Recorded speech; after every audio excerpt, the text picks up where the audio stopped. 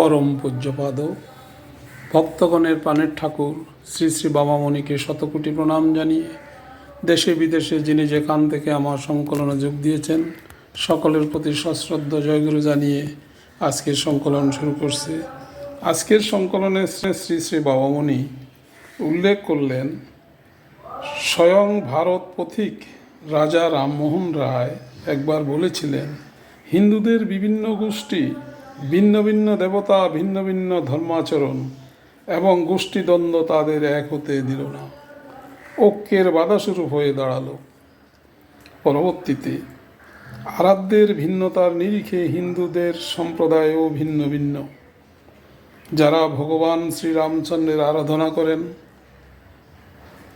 তাদেরকে বলা হয় রামায়ত, যারা বিষ্ণুর আরাধনা করেন তাদেরকে বলা হয় বৈষ্ণব, যারা শিবের আরাধনা করেন তাদেরকে বলা হয় শৈব। মা কালী বা দুর্গা মাতা উপাসকেরা হলেন শাক্ত। গণপতি বা সিদ্ধিদাতা গণেশের আরাধনা যারা করেন তাদেরকে বলা হয় গণপত্যগণ, ইত্যাদি ইত্যাদি। এইভাবে ভিন্ন ভিন্ন হতে হতে তারা কোনোদিন একই আসতে পারলেন না। একের প্রতি একের কাদা ছিটাছিটি, একের প্রতি একের দ্বন্দ্ব। বাবামণি বারবার বলে গেছেন, একের ভিতরে বহু রূপ, একের মধ্যে সব।